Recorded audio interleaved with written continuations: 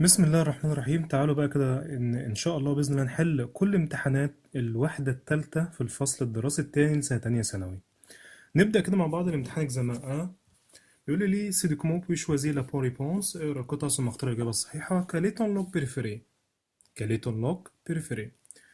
Je suis 15 ans. Voilà ce que je préfère pour aller au lycée. Un t-shirt à manches courtes, sur un autre à manches longues, un jean large et des chaussures de skate. Sophie, 18 ans. Moi, je ne me sens bien dans une tenue de sport. أنا بحسش إن أنا كويسة في الزي الرياضي يعني. Un blouson, un pantalon de survêtement et des baskets. Laura, 22 ans. Pour le week-end ou les grandes occasions, j'aime bien porter des jupes et des chemisiers ou des robes sans manches et des foulards, c'est bien. ماشي يا جماعة، القطعة كلها من الكلمات اللي احنا كنا خدناها قبل كده مع بعض. تمام، ما فيهاش أي كلمة صعبة. وادي الأسئلة بتاعتها. وعايز أقول لك ما تنساش تعمل اشتراك أو سبسكرايب للقناة عشان يوصلك مني كل جديد بإذن الله إن شاء الله. مسيو محمود رجب. ماشي يا جماعة، تعال نشوف القطعة التانية. À chacun son style. لكل واحد الستايل بتاعه. À chacun son style يعني كل واحد مننا الستايل بتاعه. Les sportifs الرياضيين ils sont en survêtement tous les jours de la semaine. Ils portent une casquette en été et un poney en hiver. Le week-end, on les voit sur les stades ou dans les salles de sport. Le riche اللي هم الأغنياء ils suivent la mode et achètent des vêtements de marque. Les garçons adorent porter un costume et les filles une robe et des bijoux. bijoux يا جماعة اللي هي المجوهرات. Le samedi soir, ils organisent des fêtes dans leurs grandes maisons. في يوم السبت بالليل بينظموا حفلات كبيرة في المنازل بتاعتهم اللي هي الكبيرة. دي القطعة التانية يا جماعة بتاعتنا. تمام، نروح بقى كده لأسئلة المواقف. شوازي لا بور ريبونس، اختار الإجابة الصحيحة. Tu nous mettais demande ton look préféré tu dis. تمام، يبقى j'aime les vêtements de sport. Tu demandes à ton copain quel vêtement on porte en hiver. Il dit en hiver يبقى أنوراك. Ta copine, tu demandes ton opinion sur sa tenue. Tu dis أنت تقول يبقى ça tu vas très bien. Ton copain porte des vêtements démodés. كلمة démodé يا جماعة يعني موضة قديمة. تمام، tu dis هتقول له ça c'est moche. 5. Tu demandes à ton ami son look préféré tu dis. Tu demandes à ton ami son look préféré tu dis. يبقى أنا عايزين سؤال quelle tenue tu préfères. 6. Tu exprimes ton opinion sur le vêtement de ton copain tu dis. يبقى هقول ça tu vas très bien. 7. Ton ami porte une robe à la mode tu dis. تمام، يبقى أنا هقول إيه cette robe est très original. أصلي جدا، أصلي جدا. نروح لسؤال الجرامير اللي أنا بحبه جدا وبعشقه جدا. أيوه كده الصورة واضحة. ما سير ميدي ليجن. ليجن يا جماعة اللي هي استرتشات، قلنا اللي هي جمع إيه؟ برافو، جمع مؤنث، يبقى لازم أختار التاني. ما سير إي موا نو، هو الناس. مون أمي بورت أن مايو دي بان كوتون. قبل ما أودي الخانة ده حرف الجر أون، وأظن إحنا حليناها كتير مع الفيديوهات بتاعتنا. مون بير بورت une chemise noire كارو. فاكرين لما كنا بنقول في الفيديوهات اللي قبل كده ا كارو، ا بوا، ا راير، ا فلير، ا مونش، ا لاسي، ا تالون، كل دول بيجوا من حرف الجر اللي هو الأ. نوت اسك tu en penses، يبقى عندي فيرب بونسي بدل أداة الاستفهام اللي هي كيو ابوستروف. الشوازي نوت سوي. كلمة سوي اللي هي سويت شيرت، مفرد مذكر بدأ بحرف ساكن يبقى اختار. جيم نوت سي كاسكيت، جيم بوكو، قلنا بوكو جاي بعدها اسم على طول مباشرة. الإيميل سالي، خلاص كتبنا يا مستر كلمة سالي. Quel vêtement tu vas acheter pour assister à la fête du mariage de ton cousin؟ ايه الملابس اللي انت هتشتريها علشان تحضر حفلة جواز ابن عمك؟ هقول بمنتهى البساطة جي في زاشيتي، انا سوف اشتري. نقول مثلا ان كوستيم. عايز تكتب ان بونتالون وتين شميز مفيش مشكلة خالص بالنسبة لي. تمام. ايه كال اكسسوار تي فا بورتي، ايه الاكسسوارات اللي اللي انت هتلبسها؟ يبقى جي في بورتي، هقول مثلا une باج اللي هو الخاتم، ايه تين مونتر. اعذروني عشان مبعرفش اكتب بالقلم الرصاص. اتين مونتر. ماشي يا جماعة. ودي المواضيع بتاعتنا، احنا كنا حددنا مع بعض المواضيع اللي هي المهمة جدا اللي بتيجي في الامتحانات، وانا قلت لك ركز عليها كويس جدا وهتلاقيها موجودة في الفيديوهات اللي قبل كده. نخش على اكزامان نمرو 2.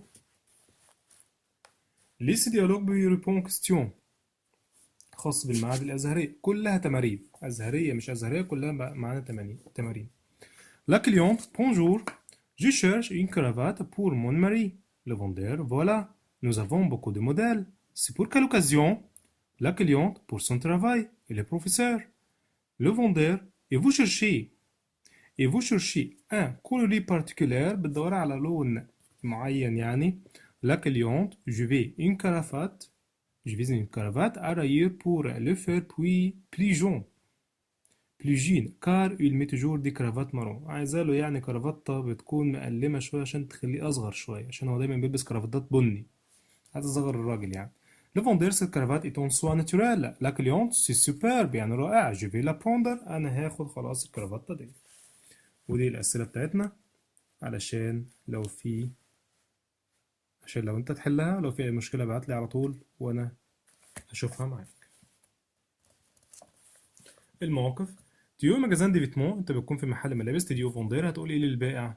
يبقى هو الفوزافي انتي تروا سيلفوبلي. عندك الماس رقم 3 لو سمحت. اللي بعده رقم 2: tu mets un nouveau jean. tu dis à tes copains انت لابس بنطلون جينز جديد. تمنظر بقى على اصحابك، هتقول لهم ايه؟ لهم سي جين نون لو تروف تري موش، ولا كومون فو تروفي سي بنطلون، ولا سي مون نوفيل امي. 3: Ton petit frère te demande de se comporte pour aller au gymnase. جيمنيز اللي صالة الألعاب الرياضية، يبقى سيرفيتمون اللي هو تريننج. 4: Tu exprimes à un copain ton admiration pour son pôle. Tu dis، تعالى كده مع بعض، انت بتعبر عن إعجابك admiration admiration بالإنجليزي pour son pôle، هتقول إيه؟ هقول c'est très original. اللي بعده: Je vais acheter un pantalon مفرد مذكر، يبقى اختار بلو. لا يا مستر دي كده مفرد مؤنث. نوار، لا ده كده برضو مفرد مؤنث، يبقى انا عايز جون عشان بتمشي مع المذكر وبتمشي مع الايه؟ مع المؤنث. هي روج وبيج وروز. تنين مفرد، تمام، مؤنث. اللي بعده: البورت، لسه قايلينها حالا دلوقتي، ابوا. tu vas mettre بلوزون مفرد مذكر بدأ بحرف ساكن، يبقى سي اي. ça me plaît beaucoup. ça me plaît ايه؟ beaucoup. c'est souhait نوع كوا. بسأل لما عندنا المادة الخام يبقى اختار حرف الجر اللي هو on. كانتش الصورة واضحة؟ طب الأسئلة تاني معلش.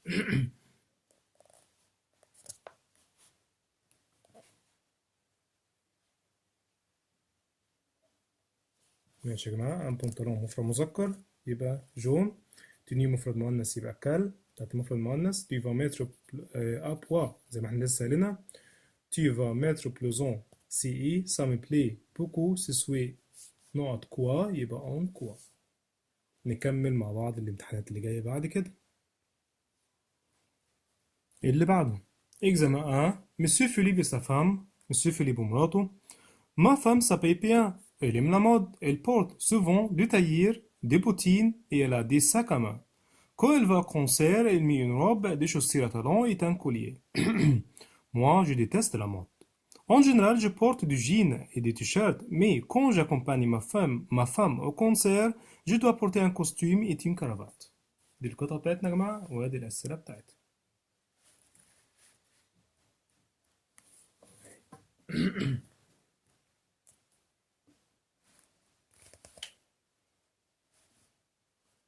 اللي بعده سؤال المواقف. Tu demandes à ton ami pourquoi il porte des lunettes de soleil. des lunettes de soleil اللي نظارات الشمس. هيقول لك ايه؟ pour protéger mes yeux أكيد. أو لكي أحمي عيني، أو عندي ألم في عيني. فين؟ سي باسكو جي مال aux yeux. وبعتقول له فونتر. الفونتر دي اللي هي البطن، وزرير اللي هي الودان. رقم 2: ton camarade te demande، صديقك بيسألك ce que tu portes pour faire du sport. تدي، يبقى أكيد je mets du basket. tu demandes à ton ami la matière de sa bague. باج اللي هو الخاتم، يبقى هقول ايه؟ quelle est la matière de ta bague. 4: tu demandes à une copine ses accessoires préférés. elle dit هتقول هي ايه بقى؟ احنا فين في السؤال ده؟ tu demandes à une copine ses accessoires préférés. elle dit هتقول j'aime porter des bagues et des bracelets en argent. La chambre de ta petite sœur est désordonnée. Tu dis هتقول ايه؟ c'est très démodé ولا c'est quoi c'est désordre. 6. Tu t'informes sur la matière d'un vêtement. تسأل عن المادة الخام بتاعت ملابس. أنت هتقول يبقى en quoi. 7. Tu n'aimes pas la tenue de ta sœur. تحبش الزي بتاع أختك. هتقول إيه؟ هقول cette tenue est moche. قبيح جدا. سؤال الجرامير. أيوه كده واضح أهو بالنسبة لنا. فولار مفرد مذكر يبقى هختار السي. مون شارب جينات. الشارب يا جماعة مفرد مؤنث. ناخد بالنا هي محطوطة إيه قبلها بس مون عشان هي مفرد مؤنث بدأ بحرف متحرك. وإحنا كنا قلنا قبل كده في درس صفات الملكية ان انا لما الاقي عندي الاسم مفرد مؤنث مبدوء بحرف متحرك بحط قبليه مون وطن وصن بتوع المفرد المذكر منع الالتقاء حرفين متحركين مع بعض. طيب يبقى هنا اشاره بمفرد مؤنث يبقى اختار لا. نو يبقى هو الناس. مسيو فو يبقى اخره زد. جو دي شوسير الجزم جمع مؤنث يبقى اختار برافو مارون عشان نوار هنا جمع مذكر وفيرت هنا مفرد مؤنث. لو روج اللي يما بوكو يحبه كثيرا. تو تروف قلت لك اول ما تلاقي عندك فيرب تروفيه دور على اداه الاستفهام اللي هي كومون. برافو. الايميل. سالي quel vêtement tu as importé pour assister à une fête. قلنا دي خلاص بقى ايه الملابس اللي انت بتحب تلبسها عشان تحضر حفله يبقى جو امبورتي ان كوستيم. ايه كان اكسسوار تي فا ماتر برضه لسه مجاوبينها حالا دلوقتي الاكسسوارات اللي انت هتلبسها جو في امبورتي. نقول مثلا une montre et une bague هلبس ساعه وخاتم. الامتحان اللي بعده. بوتيك لامود ري دي لاجار بري دي ريستورون كاتشاب في الأقصر. بريزونت دي شوسير اي دي ساك اون كوير. اوفر تو لي جور كل يوم. تو لي جور يعني كل يوم. دي 10 افان 10 بيفتح من الساعة 10 للساعة 10 من 10 بالليل. وادي الأسئلة بتاعت طبعا ده بيكون انونس. انونس عشان لو جايبلك في الاختيارات انونس اللي هو الإعلان. تمام. وادي الأسئلة بتاعتها. خش على سؤال مواقف. Tu vas assister à une fête de mariage, tu dis à ta mère, qu'est-ce que je mets. انت هتحضر حفلة جواز هتقول للماما انا هلبس ايه بالظبط. ton ami te demande ton avis sur sa tenue. تدي صديقك بيسألك عن رأيك في الزي. انت تقول هقول c'est original يكون اصله. قلت لك اول ما تشوف عندك السي دور على الصفة المفرد المذكر. اول ما تشوف عندك السي اللي هي سي apostrophe سي دور على الصفة اللي هي المفرد المذكر. ناخد بالنا منها كويس جدا. تبتدي كريتي شوسير توصف الجزم بتاعتك. هقول مثلا هي السونتون كوير على سي هي بتكون من الجلد بربا. تا سير ديكري سيز اكسسوار. ال دي اكسسوار اكسسوار اكسسوار يبقى رقم سي. الجرامير. جادور سي بوتين جي في مفرد ولا جمع؟ جمع يبقى هختار ال اي اس. هي دي الصورة. تو تروف قلنا فيرب تروفي يبقى معايا كومون. مادام يبقى مع الاحترام يبقى هتصرف مع الضمير فو. جون بورتينو كاسكيت اي كلمه اخرها اي تي تي اي دائما مؤنث ما عدا كلمه يعني سكريت اللي هي العظم. برافو عليكم يبقى سي تي تي اي. لي فام سون. لي فام سون مفرد ولا جمع؟ جمع يبقى هختار فان. يبقى هختار فان. ايه الميدي شوسير؟ قلنا تالون مع حرف الجر اللي هو الاه.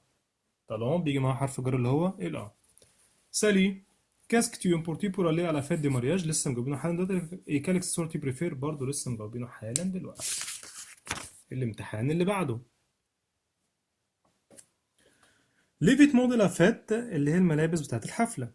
لا مير demande à ses enfants ce qu'ils veulent acheter pour la fête. رامز moi je veux un costume et des chaussures à lacets. ياسر moi je préfère un jean, un t-shirt et des baskets. مليكة maman je veux une robe à fleurs, des chaussures à talons, je veux aussi un sac, un collier et une bague et un bracelet. ماشي يا جماعة. وادي الأسئلة بتاعتها عشان لو عايزين تحلوا الأسئلة.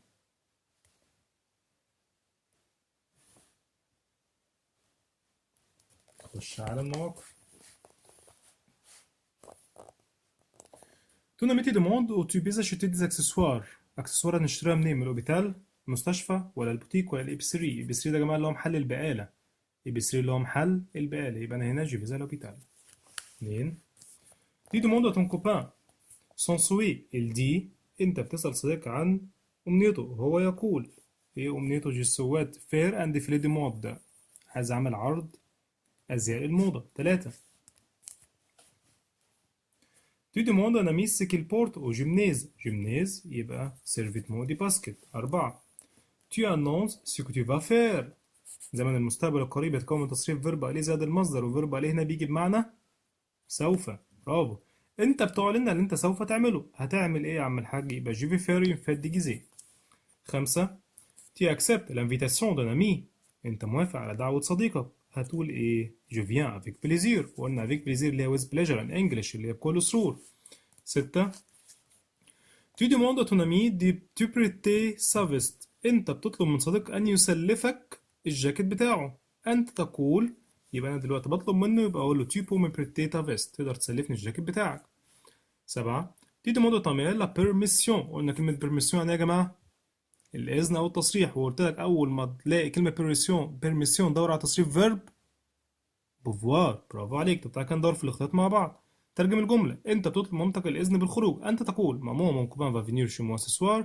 maman je peux aller chez mon copain. maman c'est mon copain de classe. يبقى هقول هنا عشان لقيت عندي verb بوفوار اللي هو بمعنى يستطيع. بيقول لي هنا يا ماما هو أنا أقدر أروح عند صديقي. يبقى دي الإجابة بتاعتنا. اللي بعده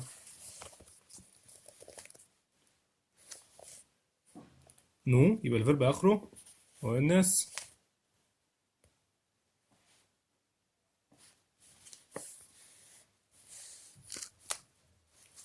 nous faisons rouler. rouler مفرد مذكر يبقى ديو. جو يبقى في يو اكس فيرب فولوار. دوما زمن المستقبل يبقى فيرب عليه زائد المصدر. فو يبقى اخره زد. جادور سي ساندر اون بو مفرد ولا جمع؟ جمع يبقى هختار اللي اس. كومبيان كوت نوت شيميزيه مفرد ها مذكر. برافو عليكم. شيميزيه مفرد مذكر يبقى هختار السي اي. سالي جون هكتب له هنا كلمة سالي. Où tu vas organiser une fête déguisée. أين أنت سوف تنظم الحفلة التنكرية؟ هيقول مثلا je vais جملة كاملة organiser une fête déguisée chez moi يعني عندي في المنزل. chez moi يعني عندي في المنزل. et qu'est-ce que tu vas faire؟ طب هتعمل إيه في الحفلة التنكرية؟ je vais porter un costume. نقول مثلا إيه؟ بدلة. أو je vais بلاش الجملة اللي فوق دي خالص. je vais acheter أنا سوف أشتري دي جاتو. أنا هشتري مثلا الجاتو. كل دي إجابات معانا. ماشي يا جماعة. الامتحان اللي بعده. Liste de comment pour y répondre aux questions.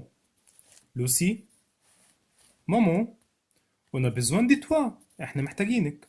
Pour les vêtements de la pièce de théâtre. عشان الحفلة بتاعة المسرح. Au lycée. Est-ce que tu as encore le chapeau de mon grand-père? هو أنت لسه عندك الطاقية بتاعت جدنا؟ La mère et je crois qu'il est dans l'armoire. أنا بعتقد اللي هي موجودة في الدولاب. Lucille. Il faut aussi une robe longue. Tu as ça. هو أنت عندك الفستان دوت. La mère. Oui, j'ai une robe rose très jolie. J'ai aussi de gants blancs. Un petit sac en soie et une large ceinture violette.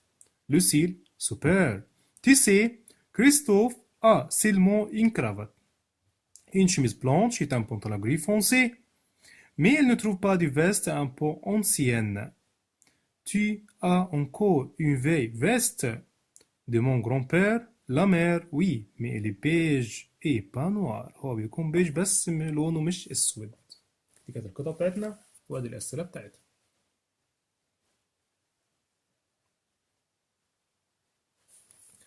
المواقف. Tu demandes à ta mère la permission. قلنا ادام انا عندي هنا permission بدور على تصريف verb بفوار. يبقى maman je vais aller chez toi. chez Théo. اللي بعده. Tu demandes à un ami ce qu'il met pour faire du sport. Il dit يبقى un short and shirt. Tu fais du shopping. tu dis تعمل shopping. يبقى je fais du magasin لو برضه بمعنى تسوق. tu parles d'un accessoire. تتكلم عن اكسسوار. هقول ايه في الاكسسوارات؟ بنطلون لا ما ينفعش. فستان لا ما ينفعش. يبقى جادور سي براسيلي. اللي بعده. جو بريفير لي شورت قبل الماضي الخامس ده حرف الجر اون. سجيب اتري مفرد مؤنث. هل يا مستر تبقى سري؟ لا ده كده مفرد مذكر. كور مفرد مذكر. مش تمشي مذكر تمشي مؤنث. ست نراك كومون تي نو تروف مفرد مذكر يبقى هختار لو. تي فيرب بوفوار مع تي بيبقى بي يو اكس. مون فرير نيج بيان تري بيان. فكده لما نكون نقول سا فا تري بيان تي نوت ايد افير لي ديفوار، انا عايز اقول له ايه؟ انت تساعدني، انت تساعدني. يبقى هنا ام ايه؟ ام ابوستروف. كده الحمد لله والفضل الله كده يبقى خلصنا حوالي 6 امتحانات على الوحدة الثالثة اللي هي أول وحدة في الترم الثاني في الصف الثاني الثانوي. أنا بشكركم شكرا جزيلا، وأتمنى لكم كل خير وكل توفيق يا رب بإذن الله وإن شاء الله. وما تنساش تعمل اشتراك في القناة عشان يوصلك مني كل جديد بإذن الله وإن شاء الله في الوحدة الرابعة، وإن شاء الله بإذن الله في ثالثة ثانوي إذا عشنا وكان لينا عمر. شكرا والسلام عليكم ورحمة الله وبركاته.